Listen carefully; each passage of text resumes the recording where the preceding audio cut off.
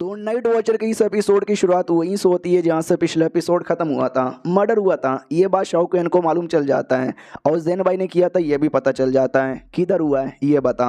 वो आत्मा कहता नहीं आई डोंट नो, ये मुझे नहीं मालूम। तो शाओकेन समझ जाता है यार ये मर्डर करना कोई छोटी बात नहीं है। तो ये बात तो लीक हो गई कि उसने किया है, लेकिन एग्जैक्टली किधर किया है वो अभी तक लीक नहीं हुआ है। लेकिन मुझे बता यार किसको मालूम हो सकता है। जो सुनते वो आत्मा भी कहता है किसको मालूम हो सकता है। यस, एक आदमी है, एक कमांडर है, यू योंग शाओ जिसका नाम है। तो हमारा जैसे ये सुनता है नाम उसको याद आता है। एक सेकंड, यू योंग शाओ, यार ये नाम मुझे सुना सुना लग रहा है। हाँ, ये कमांडर यहाँ पर है। इससे पहले जेंग भाई कमांडर हुआ करता था, लेकिन बाद में जेंग भाई को प्रमोशन देके इस एरिया का लॉर्ड बना दिया गया और यह बंदा उसका कमांडर बन गया। और ये भी कोई ऐसा वैसा बंदा यहाँ पे नहीं है, ये भी देखा जाए तो रॉयल फैमिली है ना, उसके साथ कनेक्शन है। इसके अंदर भी रॉयल फैमिली का ब्लड यहाँ पर है। ये दोनों रॉयल फैमिली के ब्लड वाले साले मिलके उल्टा सीधा कांड यहाँ पे किए जा रहे हैं। अगर राजा को ये क्लियर तरीके से बता भी दिया, भरोसा नहीं है कि राजा सजा दे ही देगा। राजा लिटरली कुछ भी कर सकता है, बचाने की कोशिश करेगा, लेकिन वाईगोंग या बाकी बंदे वो बचाने नहीं देंगे। वो पक्का कुछ ना कुछ करके कंप्लेंट वप्लेंट यहाँ पे करेंगे। लेकिन तो भी हमारे पास कोई ऐसा पक्का सबूत या कुछ नहीं है जिससे हम जेन भाई को या इस कमांडर को सजा यहाँ पे दिला सके। सुनो मेरी बात यार, ये जो प्रिंस जेंग भाई के बंदे यहाँ पे थे, वही गार्ड जिसको मैंने मारा उसके पीछे तुम लोग पड़े हुए थे, क्यों? तो बर्मेलियन लोग भी कहते उसके पीछे क्यों पड़े हुए थे, क्योंकि हमको मालूम यहाँ पे करना था किस एरिया में मर्डर यहाँ पर हुआ है। हाँ, तो जितने भी बर्मेलियन लोग हैं ना सेम रिप्लाई देते हैं। तो ये भी कहता मगर क्यों यार, तुम लोग उस एरिया को क्यों ढूंढना चाहते हो?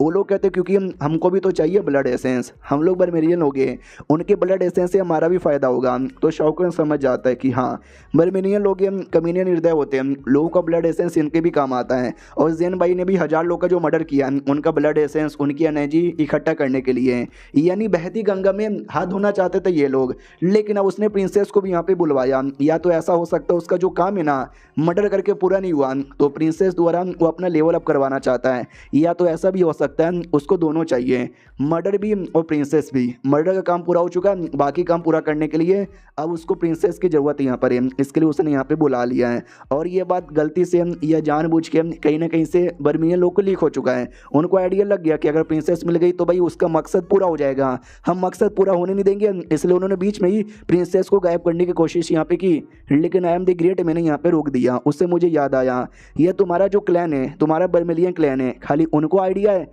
और किसी को आइडिया नहीं है? वो भी कहते यस, हमारे अलावा किसी और को आइडिया नहीं है। शाओकेन ये भी पूछता तुम्हारे क्लैन में कोई सॉर्सरर भी था क्या? वो भी कहते यस, हमारे क्लैन में कोई सॉर्सरर है। तो हमारा मेन कट्टा समझ जाता है भाई पहले एक मिला था जिसको मैंने मारा, उसके अलावा भी एक दो मिस्टीरियस सॉर्सरर यहाँ पर है जिसके बारे में मैं पहले से पता कर रहा हूँ। हो ना हो शायद उन्हीं का क्लैन का है, और हो ना हो बात एक्सपोज करने के पीछे भी उसी का हाथ यहाँ पर होगा। सुन प्रिंसेस तू अपनी आंखें बंद कर ले। वो आंखें बंद कर लेती है तो भाई हमारा शाओकेन उनको अपने मिरर के अंदर स्टोर कर लेता है। कहता चलो आ जाओ पीठ पे बैठो। पहले घबरा रही थी कि मैं पराये मर्द को कैसे छूऊं, लेकिन ये सब जानने के बाद अब वो नहीं घबराती, चुपचाप बैठ के निकल जाती है। तो रास्ते में वो गाली भी देती है, जेंग भाई सालो किंग का टाइटल ही डिजर्व नहीं करता, घंटे का किंग जेंग भाई। तो हमारा मेन कट्टा भी कहता चुपचाप बैठी रहे और टाइट से पकड़ ले। टाइट से पकड़ती है और ये उड़ा के काफ़ी दूर लेके जाता है। रात हो जाती है, आग के नीचे बैठे हुए थे। वो भी कहती है बोलो यार तुम्हारा आगे का क्या प्लान है? ये भी कहता है कि वेल आगे का क्या प्लान होगा? ओ मैं तुमको लेके जाऊंगा और ब्लैकमेल यहाँ पे करूंगा कि ओ किंग जेंग भाई तेरी बंदी है ना, तुझे चाहिए ना, ले बेटे मुझे जाने दे वरना मैं इसको छोड़ूंगा नहीं। तो वो भी कहती है कि वेल आई नो, मुझे लगा ही था तुम ऐसा करोगे, तभी तो भाई तुम मेरे पीछे पड़े हो, मुझे बचाना चाहते हो। शाओकेन भी कहता है एक सेकंड, तुझे गुस्सा नहीं आ रहा मेरे पे कि मैं तेरे साथ ऐसा करने वाला हूँ? वो भी कहती है कि बेल जब मैं पैदा हुई थी ना मैं तब से सुंदर हूँ, और जब मैं 9 साल की थी भाई माँ कसम मैं घर से पहली बार बाहर यहाँ पे निकली थी क्या बोलते भी एक टेम्पल के लिए, जहाँ पे एक मॉन्क आया, उसने मुझे देखा और मेरी सुंदरता पे उसने पोयम लिखा, जो पोयम देखते ही देखते बहुत ही ज़्यादा फेमस हो गया। और तुमने उसके बारे में सुना ही होगा, वो पोयम लिटरली बहुत ही ज़्यादा फेमस यहाँ पर है।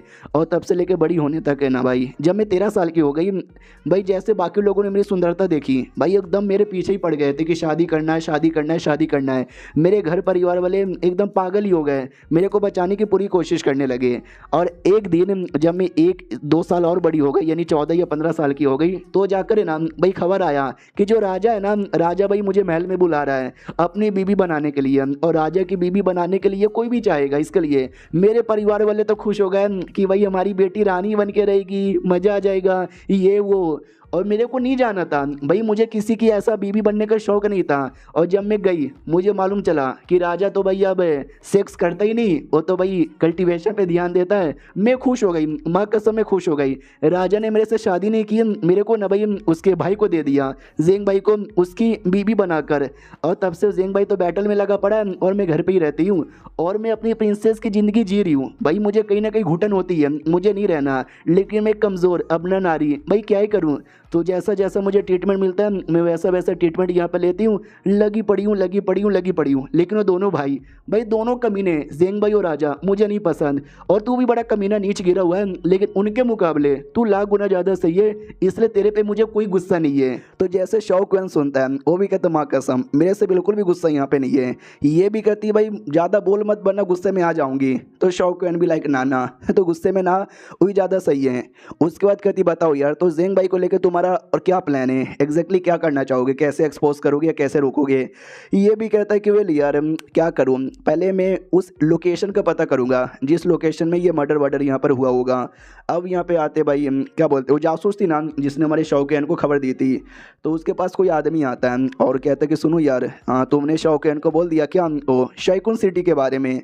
तो ये भी कहती या मैंने बोल दिया और उसने मेरे पे तो बिल्कुल भी शक नहीं किया। तो ये भी कहता सुनो भले ही शक ना किया लेकिन बड़ा समझदार आदमी है, मुझे लगता है शायद वो अभी तक कुछ ना कुछ तो पता कर लेगा। डोंट वरी टेंशन यहाँ पे ना लो, मैं जा रहा हूँ। बाई चांस मैं मर गया ना तो समझ जाना कि भाई मैं कभी नहीं आने वाला, आई मीन मैं नहीं आया तो समझ जाना कि मैं मर गया। वो भी कहती ओके ठीक है मैं इंतज़ार यहाँ पे करूँगी। अब आते भाई कुछ समय बाद प्रिंसेस सुबह हो चुकी थी, पानी में अपना शक्ल यहाँ पे देख रही थी, शौकैन की ओर यहाँ पे देखती है और कहती है ना जाने क्यों यार, पहले मुझे इस आदमी से एक घिन आती थी कि वह छी यार के आदमी यहाँ पर है। हालांकि घिन अभी भी आती है, अभी भी आदमी ये सुधरा नहीं है, नीच गिरा हुआ कमीना ठरकी आदमी है, लेकिन अब मुझे घिन नहीं आती है, मुझे अब अपना सा यहाँ पे महसूस होता है। क्या करूँ यार, मैं इतनी सुंदर जो ठहरी, यानी इसका क्रेडिट भी अपनी सुंदरता को ही देती है। हमारा शौकैन शेंशु से बात करता है और कहता है शेंशु ये प्रिंस के बारे में मालूम चला क्या, तुम्हारा क्या विचार है। वो भी कहता है क्या भाई मुझे कुछ भी नहीं मालूम। तो शौकैन भी लगा अबे हाँ यार तुझे क्या ही मालूम होगा। तो जेंग भाई की सारी बातें बता देता है कि ऐसी ऐसी बात यहाँ पर है। तो मुझे ऐसा लगता है अब उसको प्रिंसेस का ब्लड एसेंस यहाँ पे चाहिए ताकि वो अपना लेवल अप यहाँ पे कर सके इसके लिए।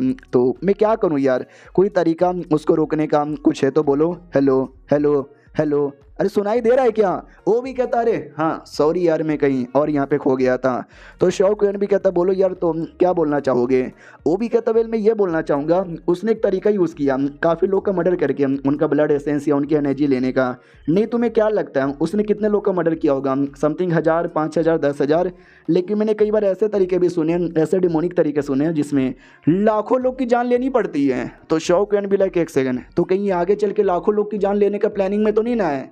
और ये चैप्टर यहीं पे ख़त्म हो जाता है। तो मिलते हैं किसी और वीडियो में, जब तक के लिए बाय बाय।